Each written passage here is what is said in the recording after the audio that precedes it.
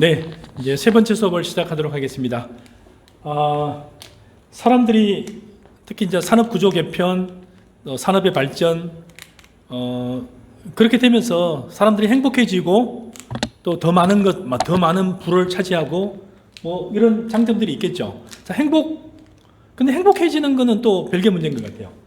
자, 늘어난 거는 제가 잠깐 얘기했듯이 1910년 한일협방 전, 또 45년 전후에 또 그 과정들, 또 60년대 그 경제개발 시작하는 그 단계들, 70년, 80년, 90년, 2000년 겪으면서 국민소득은 급격하게 늘어서 지금은 거의 26,000불, 30,000불 정도 되는 세계 개인들 국민소득으로 봤을 때는 세계 최상위권, 아마 한 22,000호를 유지하고 있는 것 같습니다. 그럼에도 불구하고 우리나라 사람들이 느끼는 행복 지수 같은 거는 굉장히 낮은 것 같아요. 바꿔 얘기하면은 산업은 고도화가 됐는데 사람들의 행복의 수준은 거꾸로 그냥 새끼를 다 못 먹어도 보릿고개이었음에도 불구하고 나는 자살하겠다는 사람은 거의 없었는데 지금은 새끼를 다 먹고도 요즘에 가장 많이 걱정하는 게 뭐예요? 사람들이 걱정하는 게, 도시 사람들이 걱정하는 거는 비만이에요. 많이 먹어서 어떻게 살을 뺄 건가가 가장 큰 고민일 정도로 너무 뒤럭뒤럭 많이 먹어서, 저를 비롯한, 제가 어릴 때는 52kg였는데 지금은 82kg예요. 무려 거의 한 2배 늘었죠.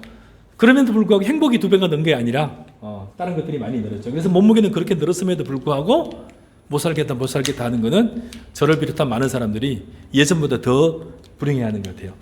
제가 어릴 때 돌아다닐 때는 중학교 다니던 시절에 자전거가 굉장히 유행을 했었어요. 자전거가. 그래서 자전거를 타고 이게 통학을 하는 친구들도 있었고, 그래서 그때 당시는 제가 자전거 한 대 있었으면 타면 좋겠다, 이런, 자동차는 꿈도 못 꿨고 자전거 한 대 내가 참 있었으면 좋겠다 하는 생각을 많이 했었어요.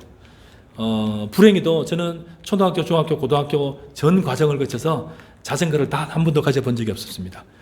그렇게 해서 졸업을 했죠. 그래서 자전거를 가져보지 못한 게 한이 되어가지고 제가 직장을 다니게 되었는데요. 여의도에 정권감독원이라는 데를 다니게 됐어요. 정권감독원이라는 데는 여의도 정경련 회관이라는 데가 그때 사무실이었고, 지금은 그 옆에 이제 금융감독원 지어서 독립을 했는데요. 정경련 회관에 근무를 쓰고 있었는데, 제가 신림동에 살고 있었는데 자전거를 하나 사가지고 신림동에서부터 여의도까지 출퇴근을 2년간 했어요. 그 정도로 어릴 때 자전거를 못 사가지고 한이 맺혀가지고 대학 졸업해가지고 취직을 해가지고 자동차가 아니라 자전거를 사가지고 출퇴근을 했던 적이 있습니다.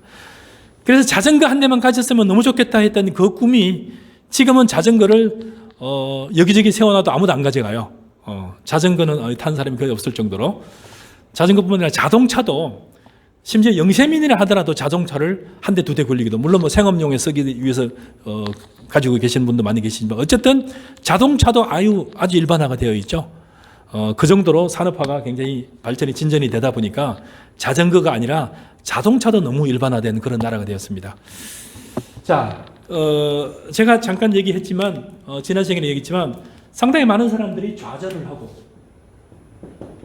산업화라는 것은, 산업화 또는 경제는 굉장히 많은 급성장을 했는데 사람들은 더 많이 좌절을 하고, 또 더 많이 좌절의 결과로서 자살도 하고. 자살을 한다는 것은 자기 목숨을 버린다는 거 아니겠습니까?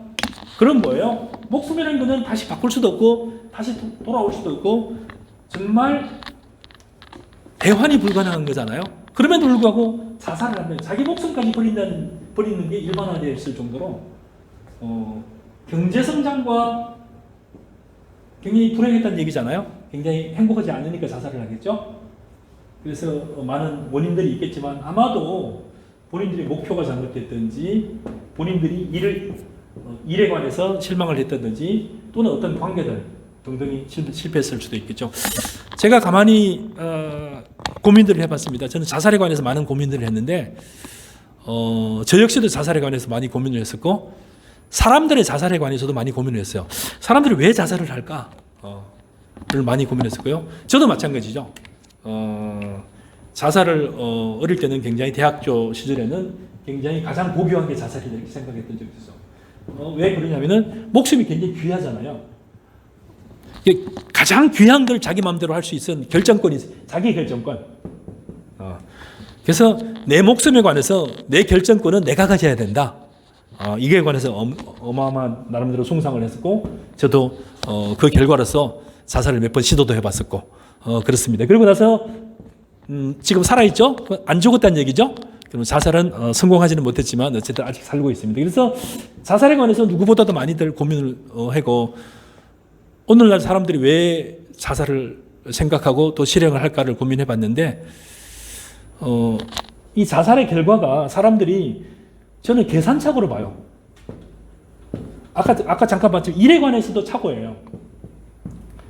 좋은 직장을 다니든 자기 사업을 하든 간에 사업을 하면 누구나 성공하리라고 기대를 하면서 사업을 하게 되겠죠. 어느 직장에 들어가게 되면 그 직장을 오랫동안 다닐 수 있으리라고 기대를 하겠죠. 결과는 뭐냐면은 사업을 하면 누구나 성공을 하는 것이 아니라 사업을 하게 되면은 사업하고 나서 약 90%가 5, 6년 되면 거의 90%가 망합니다. 현실이에요. 거의 그거는 상수예요. 변하지 않는 거의 글로벌 스탠다드예요. 근데 사업을 시작하는 사람들은 내가 사업을 시작했으니까 아마 상당히 많은 돈을 벌 거고 아마 대박을 칠 거야 이러면서 사업을 시작하죠. 결과는 어때요? 일부만이 성공을 하고 대다수는 실패를 하는 게 사업이에요. 그 직장을 다니면서 또 뭐라고 생각을 해요? 나는 그 직장에서 굉장히 성공을 할 거고 모든 사람들이 나를 좋아할 거고 나는 그 직장에서 대단한 성과를 낼 거야 라고 생각을 하면서 일을 시작하죠. 근데 그 결과는 또 그렇게 항상 성공적이지 못해요. 상당히 많은 직장인들이 특히 취업하고 나서 약 한 30% 정도 인원이 직장을 떠나서 약 30% 정도가 입사한 지 1년도 안 돼서 그만두게 됩니다. 그 어렵게 들어간 은행을, 그 어렵게 들어간 좋은 증권회사를, 그 어렵게 들어간 글로벌 제조회사를, 뭐 삼성, LG도 마찬가지지만 그 좋은 회사를 그렇게 SK텔레콤도 마찬가지, SK도 마찬가지고 월급도 많이 주고 명망도 있고 좋은 회사라고 알려져 있는데 약 한 30% 정도는 1년도 채 안 돼서 그만두게 됩니다. 약 4분의 1 정도가. 그래서 20, 30% 정도 인원들이. 자, 그럼 그 나머지 인원들이 행복하면서 다니느냐? 또 그렇게 많지 않아요. 그나마 그 일에서도 자기가 기대했던 것보다 훨씬 더 짧은 기간에 또 퇴사를 당합니다. 그래서 결국에는 일을 시작하면서도 계산을 잘못한 게 아닌가.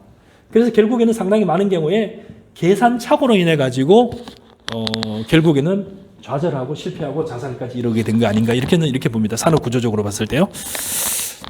가장 큰 요인이 뭘까를 봤을 때 사람들이 뭐에 관해서 계산을 가장 잘못할까?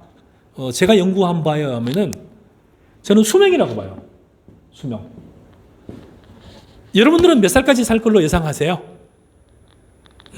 여러분들이 수명이 몇 살 정도? 좀 아마 여러분들 영상을 듣고 있는 분들 또는 음성을 듣고 있는 분들 자 본인 스스로 생각해 보세요. 눈을 잠깐 감고 자 3초간 생각해 보세요. 나는 몇 살까지 살 거야?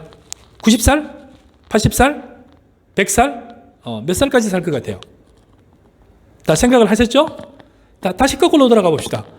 그러면 여러분 몇 살까지 일을 할 것 같아요? 지금 하고 있는 일도 그럴 수도 있지만 지금 하고 있는 일이 아니라 하더라도 내가 만약 95세까지 살 거야 했을 때 몇 살까지 일을 할 수 있을까요? 무슨 일이든 관계없어요. 나름대로 경제적인 의미 있는 일을 나름대로 경제적인 보상도 주어지고 활동도 가능한 일을 몇 살까지 할 수 있을까요? 몇 살까지 하려고 지금 준비하고 있습니까? 라고 했을 때 상당히 많은 사람들이 주저해요. 첫 번째 두 가지 다 주저해요. 당신은 몇 살까지 살 것 같습니까? 라고 했을 때 계산을 잘 못해요. 자, 여러분 달리기를 하는 거예요. 자, 이 경기는 자, 10km 경기입니다. 5km 경기입니다. 1000m입니다. 100m입니다. 자, 목표를 정해야 여러분이 전력 질주를 할지 힘을 비축하면서 달려갈 될지 아니면은 어느 정도 하다가 라스트 스팟을 해가지고 빨리 달려야지 하는 계획이 나오는 거예요. 그러니까 여러분은 그 달리기를 하는데 여러분이 42.195를 달리는 마라톤인지 하프 마라톤인지 10km 경기인지 5km 경기, 1km 경기인지를 모르고 지금 경기를 하고 있어요. 그럼 오늘 하루를 어떻게 살아야 돼요? 죽어라고 달려야 돼요? 늘 즐기면서 천천히 달려야 돼요? 아니면은 100m 달리기가 돼 숨을 헐떡이면서 단 10초간 모든 걸 쏟아야 되는 그런 단계입니까?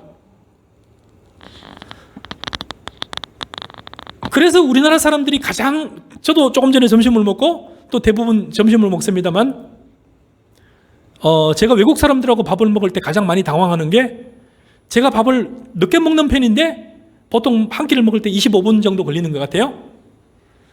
제 친구들하고 보면 5분 만에 다 밥을 마시더라고요. 그래서 제가 한 20분 정도 다시 먹는 동안에 친구들이 나를 이게 물구름이 떠다 쳐다보는 그런 과정들을 겪게 되는데, 그래서 제가 밥을 나름대로 느리게 먹는 편인데, 제가 이태리라든지 프랑스 출장, 유럽이라든지 출장을 갔을 때 굉장히 당황스러웠어요. 그 사람들의 보수를 맞추는다라고 제가 30분, 35분 먹었는데 그 사람들은 아직도 밥을 먹고 있더라고요. 심지어 이태리를 갔는데 이태리에서는 점심을 거의 1시간 20분 먹고요. 저녁을 거의 2시간 먹더라고요. 그래서 굉장히 빨리 먹는 저로서는 굉장히 좀 당황스러웠고요. 그래서 밥을 먹는 것도 마찬가지예요. 가끔 가다가 제가 요즘에도 여전히 실수를 하는 게 뭐냐면은 코스 요리를 나올 때, 코스 요리가 나올 때, 자, 여러분, 코스 요리가 나와요. 중화 요리가 나와요. 자, 이 집의 코스 요리는 3가지가 나옵니다. 10가지가 나옵니다. 20가지가 나옵니다. 가지수를 알고 먹어요? 모르고 먹어요? 대부분 안 물어보고 그냥 먹어요. 나오는 대로. 우리나라는. 유럽 사람들은 물어봐요. 이게 총 가지수가 몇 가지냐? 12가지다. 그러면은, 자, 첫 번째, 두 번째, 세 번째 나왔으면은 여러분의 배를 70% 채우면 어떻게 돼요? 남은 9가지가 나왔을 때 채울 게 거의 없어요. 밥을 먹더라도 이게 도대체 몇 가지가 나오는 음식인데 내가 지금 몇 번째 먹는 거에 따라서 맛있는 거 페이스를 조절을 해야 되는데, 그죠? 자, 10가지가 나올 때 지금 3번째 나올 때 난 이미 다 99%를 태웠어요. 그러면 나머지 4번째, 5번째, 6번째 갈수록 맛있는 게 나올수록 여러분 어떻게 하게 돼요? 거의 쳐다만 보고 반품을 하게 되죠. 그리고 여러분을 대접하는 사람은 굉장히 기분 나빠해요. 맛있는 요리 하나도 안 먹고 앞에 디저트 나왔을 때 다 먹고 배 채워놓고 계속해서 뭐 이런 음식을 시켰냐고. 굉장히 그러면 비싼 음식을 대접하는 그 외국 사람은 어떻게 하겠어요? 굉장히 당혹스럽고 여러분하고 다시 사업을 할까 안 할까요? 예의가 없는 사람으로 하죠.